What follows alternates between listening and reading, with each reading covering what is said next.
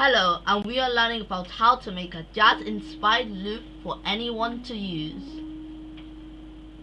Firstly, to make a jazz-inspired loop, we have to lower the tempo. I started making loops when I was 6, and I continued producing loops, and now I am making a loop for everyone to use freely. Today we are using a program called FL Studio to make music, and in this program you can arrange sound and make really amazing composition. There's no limit to what you can do. For jazz, we need a slow tempo, let's say around 85 beats per minute, and now we need a note that we focus on. We do this to make music easier to make, and I will choose the note. Now the rest is filled with whatever your creativity hands you. Now you can listen to your song by pressing the play icon.